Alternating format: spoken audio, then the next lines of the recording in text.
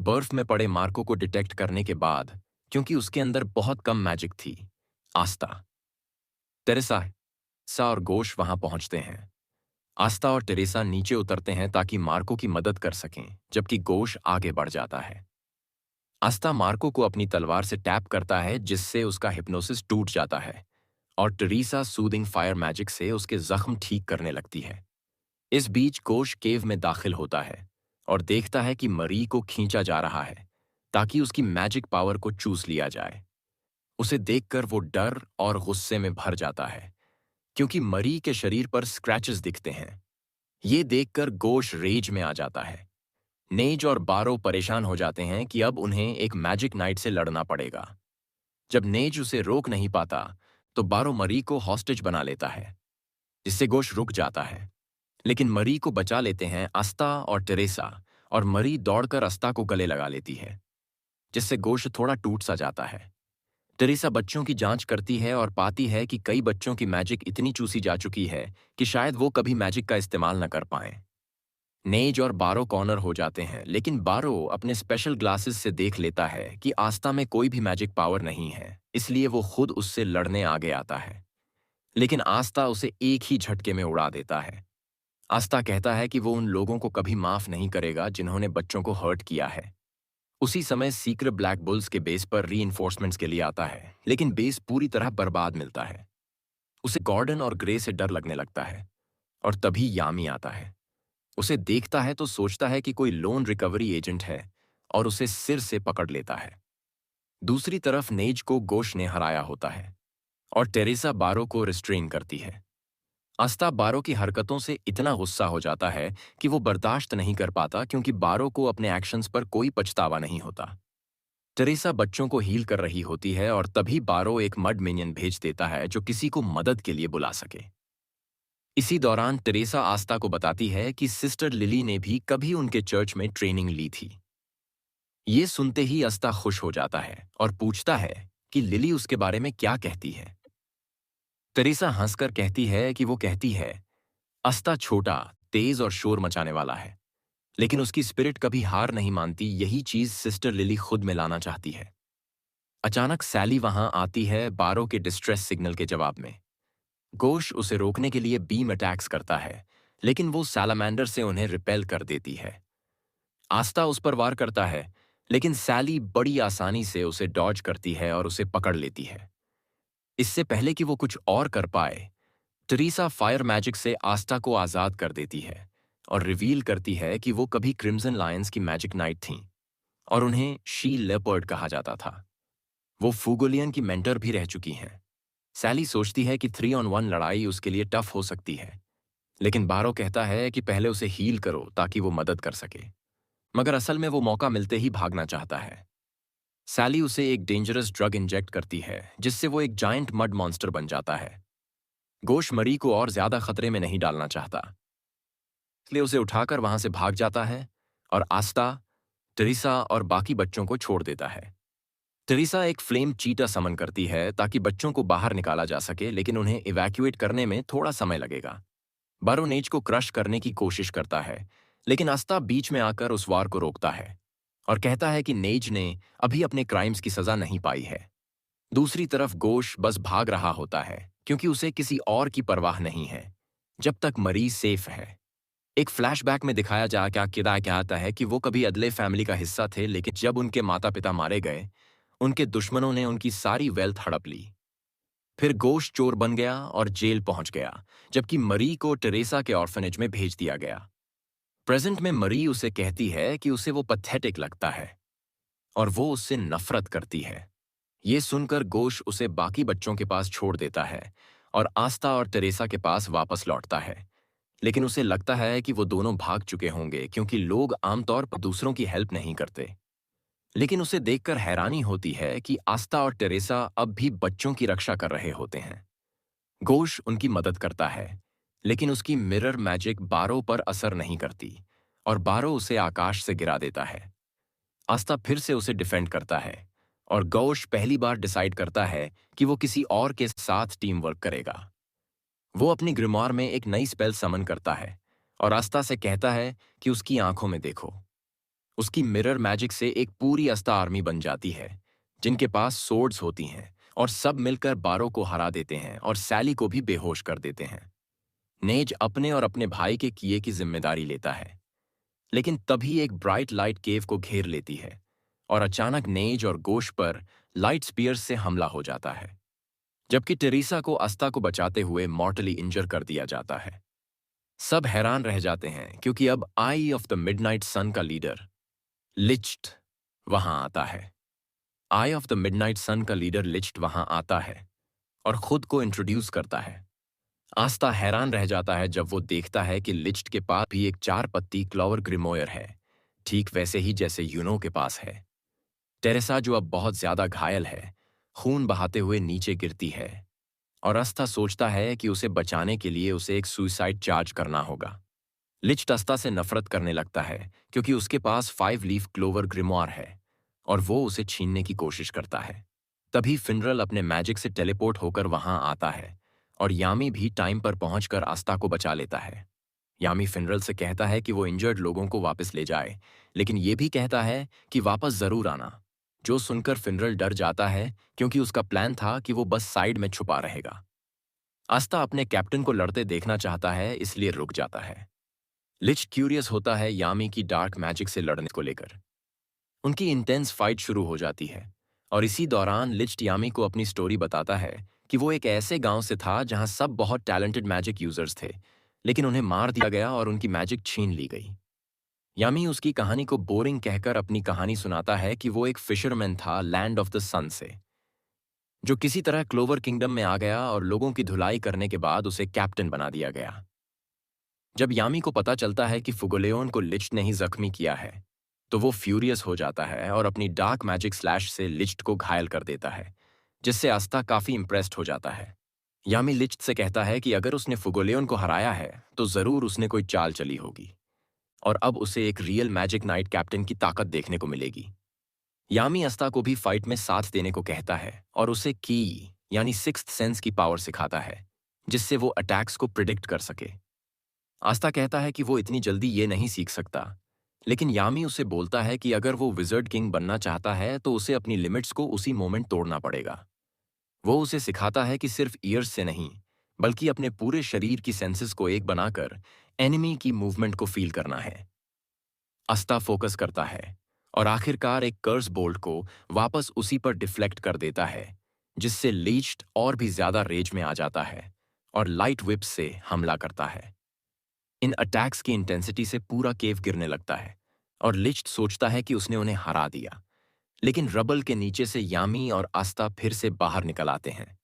यामी और लिच्ट की intense dual फिर से शुरू हो जाती है, जिसमें यामी की ब्लैक मैजिक लिच्ट की लाइट मैजिक की नेचुरल एनिमी साबित होती है। लिच्ट यामी को एक वर्दी फो मानने लगता है।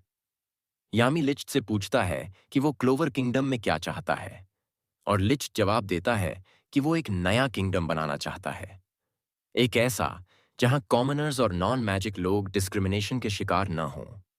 अस्ता अपने कैप्टन की ताकत से बहुत इंस्पायर हो जाता है और यामी उसे कहता है कि अब वो वोल्टस को अपने तरीके से निपटाए। आस्ता अटैक करता है, लेकिन वोल्टस की कर्स बोल्ट्स उसे रोक लेती हैं। आस्ता अपनी तलवार फेंक देता है और वोल्टस के पोर्टल से खुद घुसकर सीधा जाकर उसके चेहरे पर पंच कर देता है, जिससे यामी हंसने लगता है क्योंकि उसे ये हिलेरियस लगता है कि आस्ता ने बस पंच मारा।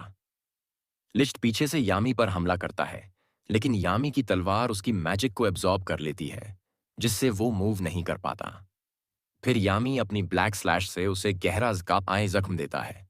लिस्ट ये मानता है कि यामी दूसरा इंसान है जिसने उसे बराबरी की टक्कर दी है।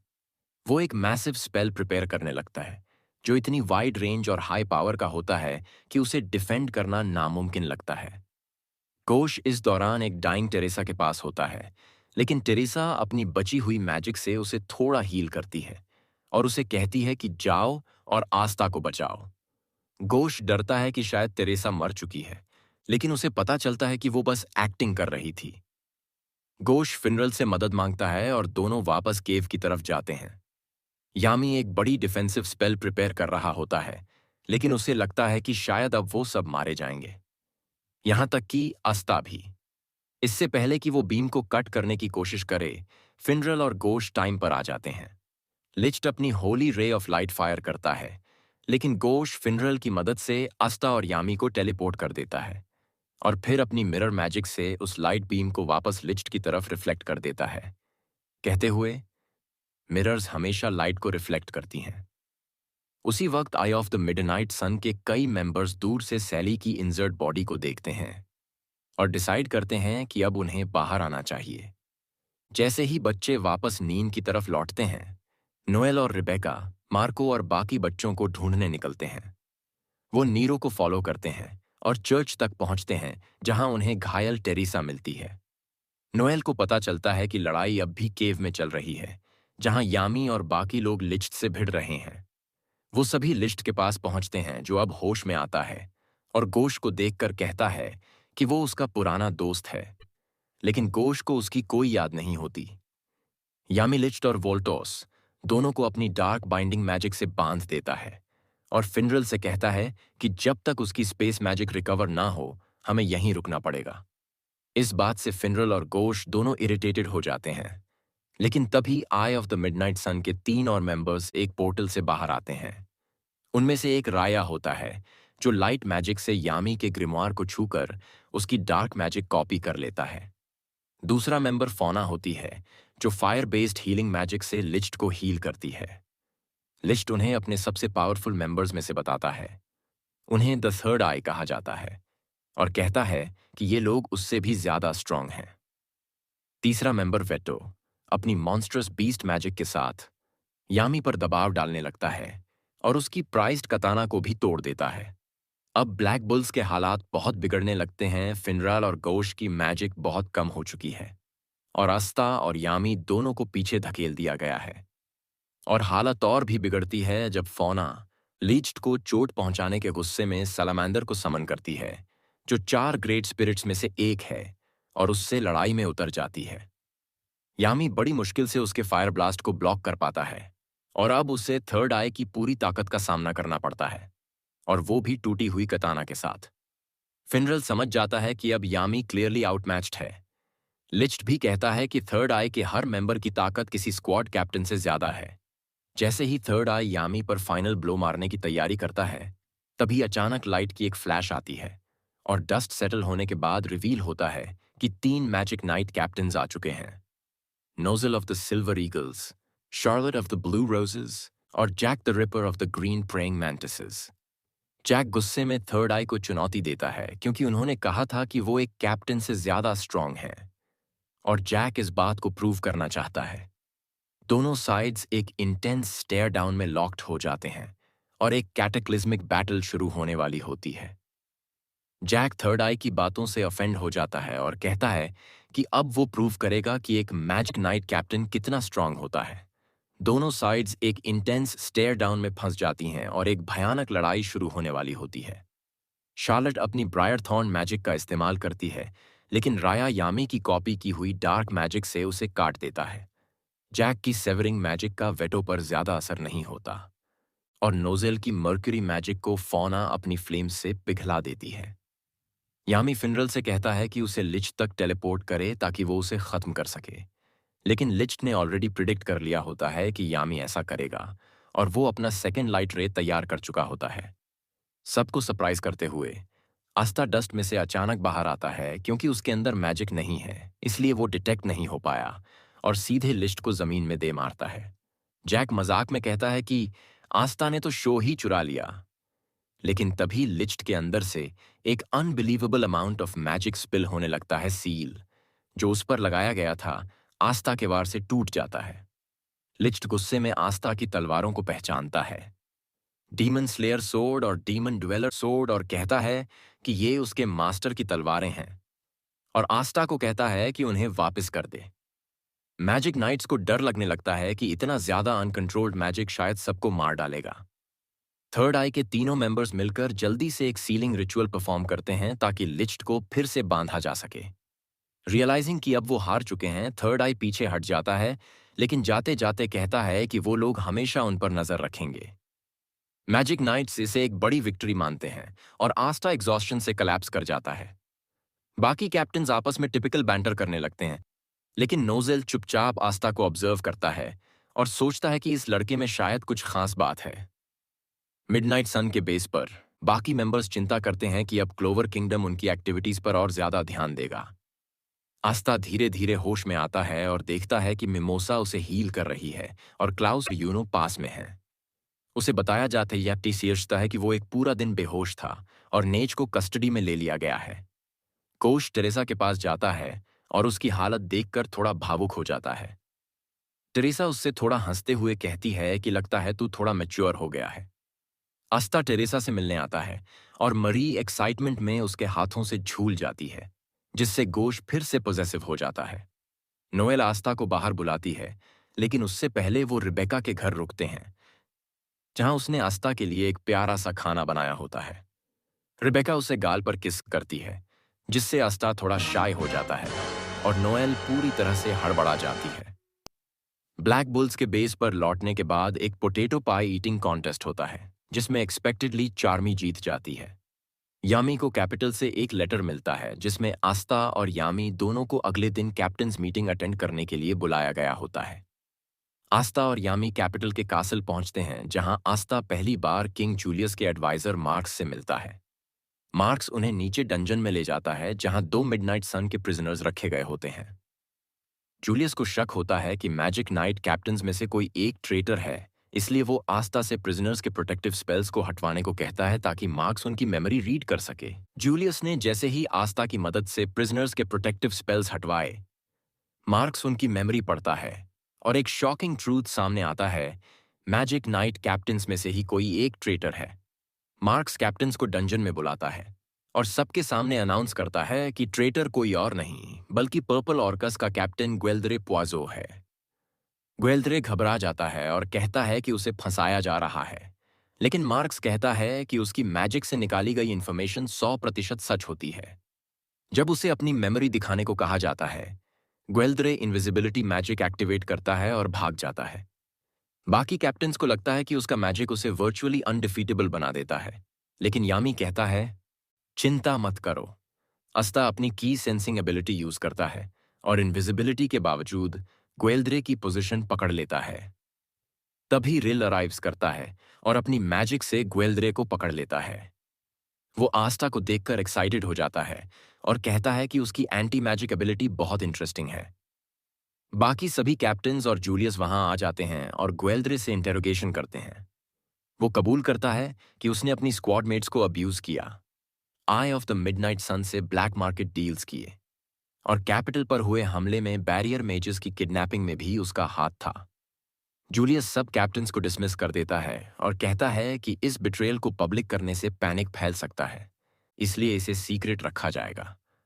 जैसे ही कैप्टन्स बाहर निकलते हैं, उनमें से एक अपना रूप बदलता है और रिवील होता है कि वो रिया था, यानी आई ऑफ द मिडनाइट सन का मेंबर। जूलियस अब यामी और अस्ता को रोककर एक और शॉकिंग बात बताता है, आई ऑफ द मिडनाइट सन कुछ मैजिक स्टोन्स कलेक्ट कर रही है। वो एक पुराने स्टोन टैबलेट में ये स्टोन्स फिट करना चाहते हैं, जिससे उन्हें इमेंस पावर मिल सकती है। जूलियस कहता है कि फुगोलेओन पर भी इसी वजह से हमला किया गया था, क्योंकि उसके पास ऐसा एक मैजिक स्टोन था। अब सिर्फ 3 स्टोन्स बाकी हैं और जूलियस को पता चला है कि उनमें से एक अंडर वाटर टेम्पल में है। वो ब्लैक बुल्स को ये मिशन असाइन करता है, आस्टा की एंटी मैजिक हेल्प से टेम्पल के अंदर के पावरफुल मैजिक बैरियर्स को न्यूट्रल करना होगा और स्टोन को रिट्रीव करना होगा। यामी, जो जूलियस से काफी रिस्पेक्ट करता है क्योंकि उसने एक आउटसाइडर को अपना लिया, सल्यूट करता है और कहता है कि वो सबको साबित करेगा कि जूलियस ने उस पर भरोसा करके कोई गलती नहीं की। ब्लैक बुल्स को जैसे ही पता चलता है कि उन्हें बीच जाना है, वो सब एक्साइटेड हो जाते हैं, लेकिन यामी उन्हें डांटता है और कहता है कि ये वेकेशन नहीं है, ये काम है। क्लाउस, यूनो और मिमोसा एक मिशन से वापस आते हुए एक चीख सुनते हैं, जो दरअसल नोएल होती है, जिसे वनेसा ने स्विमिंग सूट ट्राई कराते हुए एक्सीडेंटली न्यूड कर दिया था। नोएल को स्विम सूट चुनने में प्रॉब्लम होती है और एक स्टोर क्लर्क उसे एक फ्लैशी गोल्डन बिकिनी सजेस्ट करता है, जिसे वो ऑकवर्डली खरीद लेती है। अगले दिन black bulls seaside town recce के लिए निकलते हैं और गॉर्डन को एक्सीडेंटली पीछे छोड़ जाते हैं। बीच पर सभी मजे करते हैं, मैग्ना और लक एक दूसरे को दौड़ाते हैं। फिनरल लड़कियों पर ट्राई मारता है। गोश अपनी मिरर से मरी को बीच दिखाता है। चार्मी वाटरमेलन स्मैश करने की कोशिश करती है और नोएल आस्था को अपना स्विम सूट दिखाने की कोशिश करती है। जोरा भी उसी बीच पर होता है और अननोइंगली ब्लैक बुल्स के नीचे कुचल जाता है। यामी आता है और सबको डांटता है कि वो यहाँ खेलने नहीं आए और बताता है कि अंडर वाटर टेम्पल समंदर की गहराई में है और एक पावरफुल मैजिक बैरियर उसे घेरता है जिसे सिर्फ फुल मून पर ही टेम्पररीली वीकन किया जा सकता है। फुल मून सिर्फ 1 हफ्ते दूर है और यामी नोएल से कहता है कि उसे 1 हफ्ते में अपनी मैजिक पर फुल कंट्रोल पाना ही पड़ेगा, वरना वो सब पानी के नीचे क्रश्ड हो जाएंगे। रात को नोएल अपनी सी ड्रैगन्स लेयर स्पेल पर कंट्रोल पाने की कोशिश करती है लेकिन फेल होती है। तभी उसे आस्टा मिलता है जो खुद भी ट्रेनिंग कर रहा होता है। थोड़ी बहस के बाद दोनों साथ में प्रैक्टिस करते हैं। तभी आस्था को एक सुंदर आवाज सुनाई देती है। आस्था और नोएल उस खूबसूरत आवाज का पीछा करते हुए एक बड़ी चट्टान के ऊपर एक लड़की को पाते हैं जो गाना गा रही होती है। वो लड़की खुद को काहोनो कहती है और बताती है कि उसका सपना है एक बड़ा आइडल बनने का। पर्सनैलिटी बहुत फ्रेंडली और चेयरफुल होती है और जब वो आस्था को थका हुआ देखती है तो बिना कुछ कहे अपनी सॉन्ग बेस्ड रिकवरी मैजिक से उसे हील कर देती है। नोएल उसकी मैजिक कंट्रोल देखकर इम्प्रेस्ड हो जाती है। उसकी मैजिक न सिर्फ पावरफुल होती है बल्कि बहुत ही प्रिसाइज भी। काहोनो जल्दी ही आस्था और नोएल से बॉन्ड कर लेती है और नोएल सीक्रेटली बहुत खुश हो जाती है कि उसे अपनी उम्र की कोई दोस्त मिल गई है। जब काहोनो को पता चलता है कि वो दोनों एक सीक्रेट मिशन के लिए ट्रेनिंग कर रहे हैं तो वो नोएल से उसकी मैजिक देखने के लिए कहती है। नोएल थोड़ा हेसिटेंट होती है लेकिन काहोनो उसे इनकरेज करती है। फिर काहोनो सजेस्ट करती है कि नोएल को अपनी इमोशंस को मैजिक में कन्वर्ट करना सीखना चाहिए ताकि उसका कंट्रोल बेहतर हो सके। कुछ ही दिनों में फुल मून आने वाली होती है और उसी नाइट बैरियर कमजोर होगा। ब्लैक बुल्स पूरी तैयारी में लग जाते हैं। काहोनो उन्हें अंडर वाटर टेम्पल तक पहुंचने का रास्ता बताती है। नोएल अब भी थोड़ी नर्वस होती है लेकिन आस्था और काहोनो की एनकरेजमेंट से वो भी तैयार हो जाती है। फाइनली फुल मून की रात आती है और ब्लैक बुल्स समंदर के किनारे खड़े होते हैं। नोएल अपनी पूरी ताकत से सी ड्रैगन्स क्रेडल नाम की स्पेल कास्ट करती है, एक जायंट वाटर बबल जिसमें सब लोग सेफ रह सकते हैं और अंडर वाटर टेम्पल तक ट्रैवल कर सकते हैं। सब उस बबल में एंटर करते हैं और पानी के अंदर की मैजिकल जर्नी शुरू होती है। अंडर वाटर टेम्पल का नज़ारा बहुत ही मेस्मराइजिंग होता है। चारों तरफ ग्लोइंग कॉरल्स, एंशिएंट रूइंस और एक मिस्टिकल एम्बियंस होता है। जैसे ही वो टेम्पल के अंदर पहुंचते हैं, एक हाई प्रीस्ट जिसका नाम गिमोदेलो होता है उनका स्वागत करता है, लेकिन वो उन्हें एक कंडीशन देता है।